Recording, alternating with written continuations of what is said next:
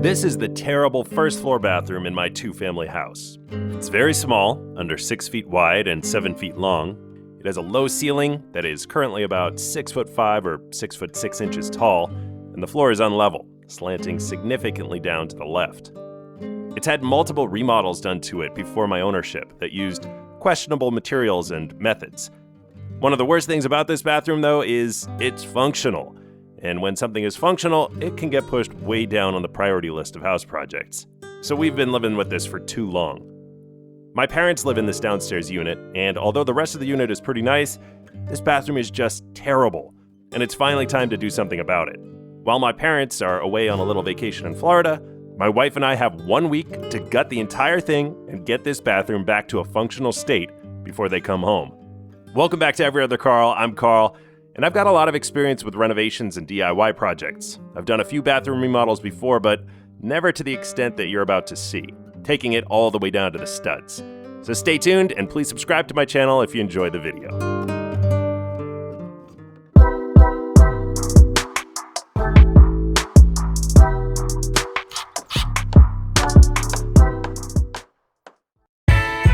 All right, a few clarifications as we start demoing the bathroom. We were able to finish this remodel in 14 days. It took 1 week to get it functional, but another week for finishing touches. Also, I'm not made of money, and my budget for this bathroom was right around $4,000. I'll do a price breakdown later on in the video to see if we were able to stay on budget. But one thing you should know about a DIY project is that there are endless ways to spend more money and to go higher and higher end. But this is what you can expect for $4,000. We took all the old tiles off the walls and ripped the plastic shower liner out. With the liner out, I could remove all the drywall that had been used as backer board. That's when I noticed our first major setback. With the walls of the shower removed, it was apparent that there had been a leak coming from the upstairs bathroom, and it had done some damage. One problem that I found is up in here, there has been a leak from the bathtub upstairs. Got to figure out where that's leaking from. We're gonna get rid of all of this wood anyway. None of this is important, but figure out where that leak is, seal it, and then carry on. In order to gain access to that upstairs plumbing, we needed to remove the shelving area behind the shower. So we continued on with demolition with the knowledge that that problem would have to be solved a little later. So, gaining back a little bit of headspace in here would be excellent. I think I'm gonna be able to go as high as this beam here. This is the load-bearing beam that is supporting the floor upstairs. So we've got this whole chunk to work with. May be able to come up to either here or even up to here. We shall see. Gaining that headspace would be so helpful. I'm 6'4" and this bathroom is very claustrophobic, with the ceiling just an inch or two above my head. Even 4 more inches of headspace would go a long way.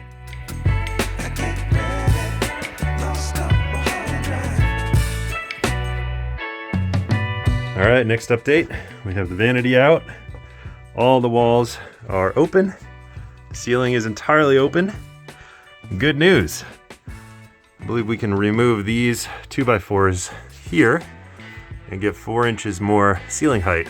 All we have to do is box in a couple of these pipes over here. Just have a nice little box running along the edge here, but then we get 4 more inches of ceiling height. I have no idea why they decided to drop the ceiling that way. Seemed like such a waste, just in order to get underneath this drain. They just had to put a box along this side, and then they would have had 4 inches more ceiling height. Anyway, that's what we're gonna do. All right, let's see how much space we're actually gonna get. Current height from floor to ceiling with the terrible wonky tiles and this 2x4 setup that is completely unnecessary is giving us to the joist, it is 78 inches. With the drywall, it's probably gonna be about 77.5 inches. This is a special tape measure, by the way. I wanna shout out the company that sent it to me, InkErma. I've used a couple of their tools before. This is their new tape measure that combines a manual tape measure and a laser tape measure. The tape measure comes out and it stays out, and then you just pull it back in with a button. That's pretty cool.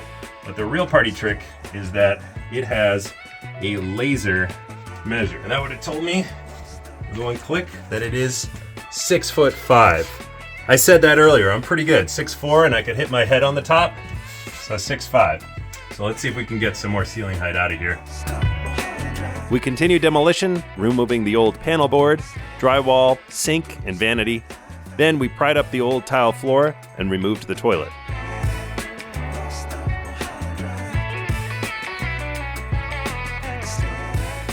With all that out of the way, I could remove the old steel bathtub. In the process of removing the flooring, I noticed that the toilet drain pipe was significantly higher than the level of the floor. I did some examining and just clocked it as a problem to be solved later. I took out all the shelves and shelf framing behind the shower and fixed the leaking tub from upstairs. With that fixed, I was ready to start remodeling. Just kidding, I found more problems. All right, day 3 here. Day 2 was a bit of a short day, only had an evening, but right now, this is where we're at. We have all the demolition done. Everything that is going to be taken out is pretty much taken out. I might be moving some of these 2x4s, but we'll see. Now, as with almost every project in a renovation, you're gonna run into 10 more projects that you did not expect. I thought I was just gonna renovate the bathroom. Turns out the upstairs shower had a minor leak, so I've had to spend a bunch of time fixing that, going back to Home Depot getting stuff for that. Turns out that the foundation underneath that part of the floor, this is an outside wall, is kind of compromised in a couple spots, so I have to reinforce that with a couple footers and some new lumber, and then I can start on what I actually want to do, which is finishing this floor, leveling it out, putting a new plywood subfloor in, waterproofing that, and then I can move on to drywall and the rest of the renovation. So that's where we stand right now. So these foundation issues were mainly a few floor joists that had been either cut clean in half during the previous remodel or cut so significantly that they were doing very little to hold the floor up.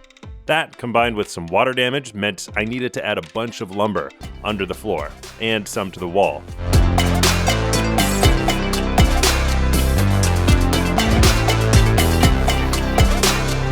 With all of my moving and jostling of the floor joists, I ended up creating a new problem for myself. All right, this is bound to happen at some point. Moving a copper pipe around and a little bit of a leak right in that joint. So we gotta resolder that one. This little broken pipe ended up causing me such a delay. The pipe was situated at the lowest point of the house, meaning there was nowhere for the water inside of it to go. If you know anything about sweating pipe joints, you'll know that it's impossible to solder a pipe if there is any water in it. I ended up having to suck the water out of the pipe using my shop vac attached to a nearby pipe. And of course, my initial repair didn't last, and I had to do it again later in the video. But I didn't realize that at this point, so I was still happy. Whew, many hours later, and made a lot of progress. A couple setbacks that have been repaired, but we have 2 new floor joists sistered with the old floor joists, some that had a lot of water damage. So that is repaired now. There's another one right there, sistered to the one next to it. And then I have 2 2x6s, short one on the front here and a long one right behind it that goes further under the floor. And under this load-bearing 2x4 that goes up to the floor joist above it. Meanwhile, we had the setback with a pipe down here that started to leak as I was moving things around, and did 2 different solder connections down here to repair it. That took a very long time. But now finally, we have a starting point. So now I'm going to cut part of this old subfloor out and replace it with some plywood. And this center joist right here, I just have to take my planer and carve down just a little bit, skim it on top there, because that is kind of raised up, causing a downward slope on this side and a very slight downward slope on this side. So a little bit of planing, some cutting of old subfloor, and install of new subfloor. A level floor. That was one of the main goals of this bathroom renovation. The house had settled a little bit over the years and caused these floor joists to shift. So, like I said, I needed to use my power planer to take down the highest joist and then use shims under the new subfloor on top of the lowest joists. This is just the stuff you have to do when you're restoring an old house.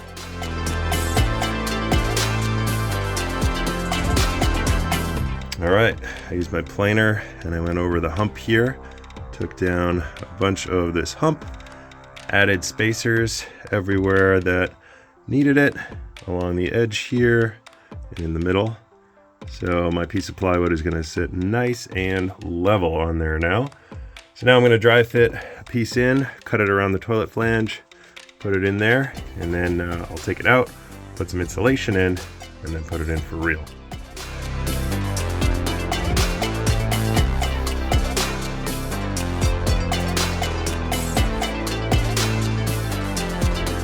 All right, this is the start of day 4. I think this is gonna be a big day for progress. We have the first piece of subfloor cut. I'm gonna cut a second one and finish these 2 off. And then I'm gonna start the drywall. That way it'll be dry so that we can sand it either later today or tomorrow. It has been a crazy rush to get to this point so far. Beginning of the 4th day, my body is so tired. My muscles hurt so bad, but it's exciting. We got a few more days to finish this up, so let's get after it.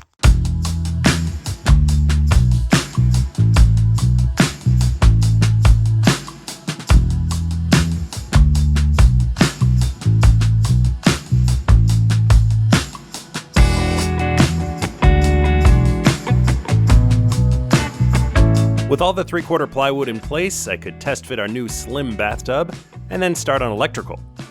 I was moving 1 outlet and 2 light switches. I ran new Romex to our vanity light and up to our brand new vent fan.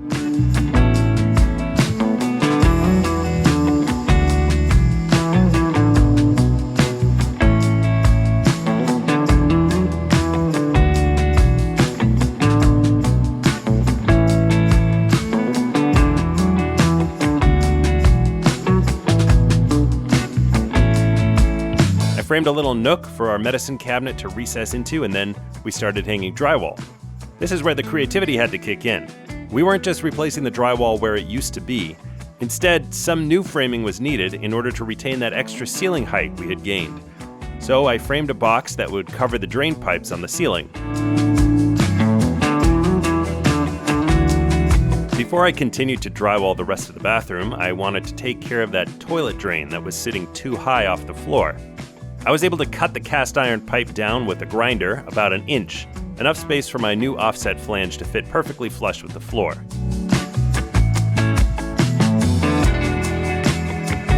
With that taken care of, I could add some new insulation to the exterior wall and then add the drywall. By the way, this is mold and mildew resistant drywall that's meant to be used in a bathroom. At this point, I needed to continue framing a new shower backing wall and a box for the pipes above my window. This was the perfect time to install my vent fan exhaust tube.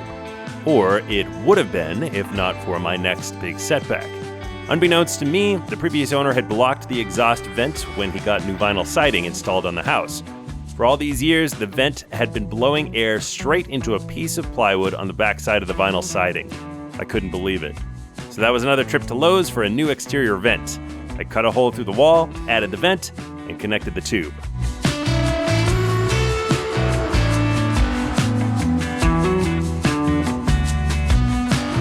With that all done, we had a working vent and a new light in the bathroom.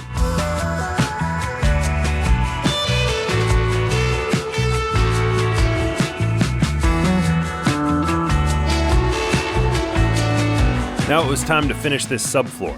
I leveled the last part of the floor and filled in any gaps and cracks. We would eventually be installing luxury vinyl plank, and we need this subfloor to be nice and flat.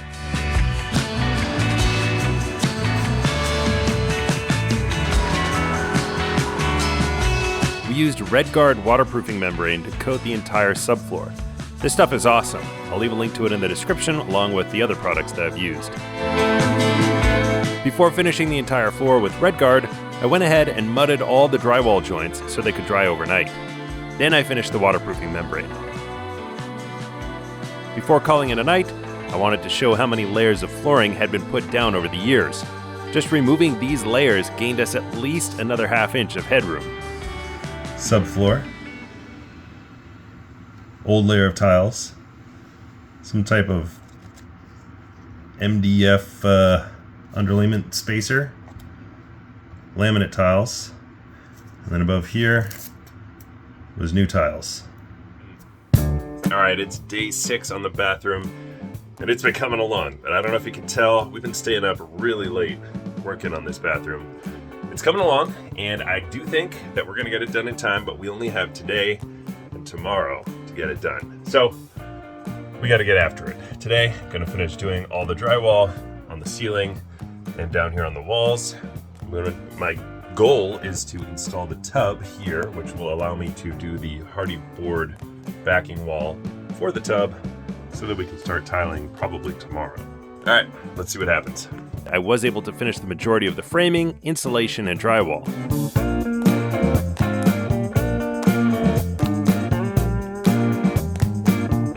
This is a two-family house, and it's important to insulate the downstairs bathroom from the upstairs for noise dampening. It's also important to insulate the entire shower so that the sound of the shower doesn't carry through the wall into the living room.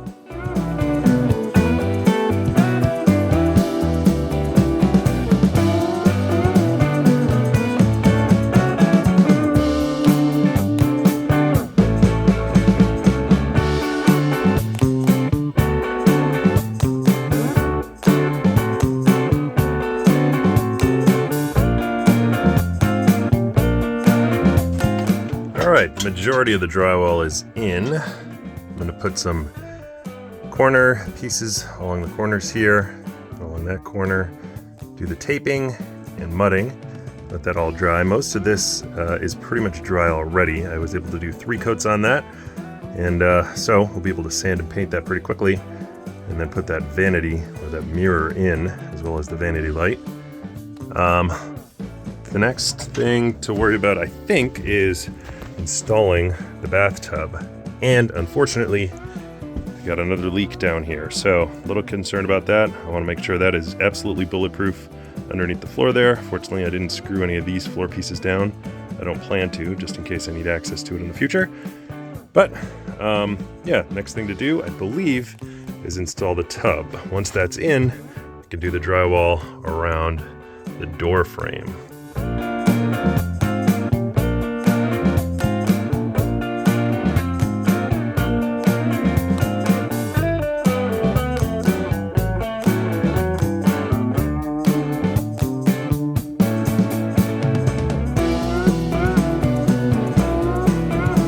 Remember when I said earlier that I would have to redo my soldering repair? Well, now is the time to fix it, and this time I wasn't taking any chances. I sucked all the water out of the pipes again, bought some new soldering equipment, and did as good a job as I possibly could do. I don't think it's ever going to leak from where I repaired it. With the soldering done, I ran PEX tubing up to where my new shower fixtures would be. Then I installed the last bits of framing and installed the tub for the final time.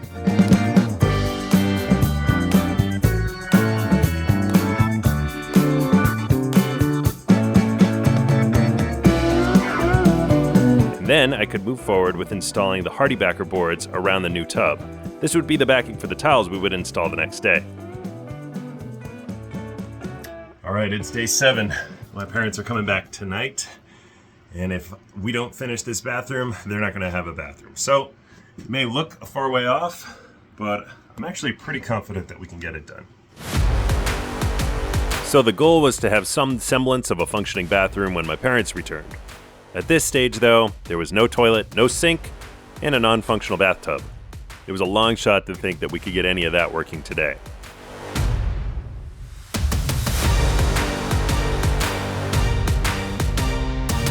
After sanding all the drywall joint compound, I put up the last pieces of hardy backer and started the tiling process.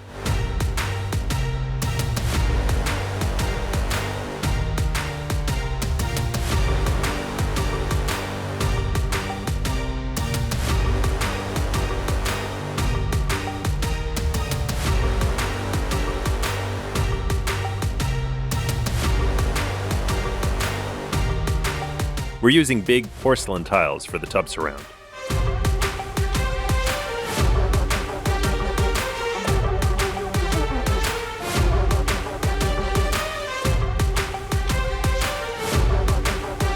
With the tiling underway, my wife was able to paint the entire bathroom.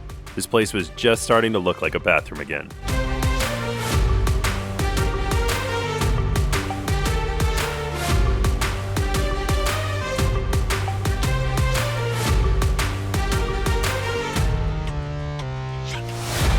We installed the first few pieces of our LVP flooring and then could install our new toilet. By the way, I plan to post another video or two showing some of the details of how this remodel was done, including a video dedicated to how to replace a toilet. The rest of this day was a crazy rush. I really wanted to get the sink installed before my parents got home, but it wasn't in the cards. I was able to grout the shower so that at least that would be ready the next day. There was a working toilet and working lights. That was the bare minimum functionality, but at least it was usable. In the next 2 evenings, I was able to get the shower done, install the rest of the LVP flooring, install our new vanity light, and finally get that new sink and vanity installed. This vanity was such an upgrade over the original. For a small bathroom, this is a pretty wide sink, and having the narrow cabinet allows for way more floor space. That, combined with our slim bathtub, meant that even though we hadn't made the bathroom wider, there was much more floor space and it felt wider.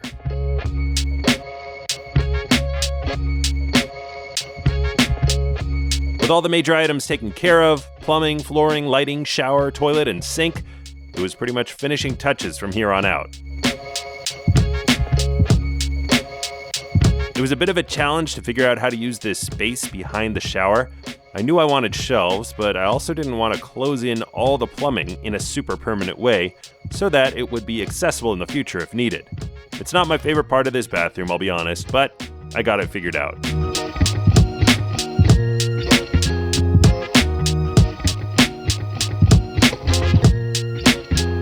The rest was trim, touch-ups, and accessories.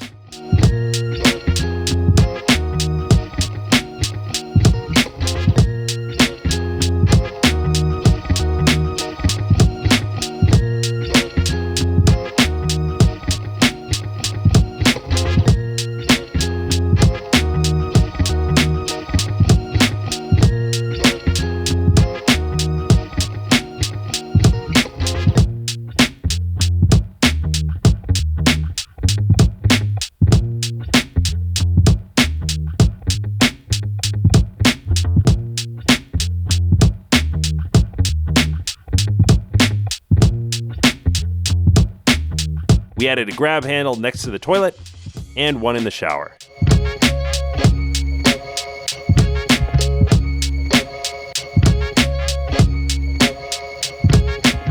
And with that, the bathroom was done. There are a couple other things that I'd like to do, like install a second handle in the tub and paint the door, but for all intents and purposes, it's done. Let's take a look.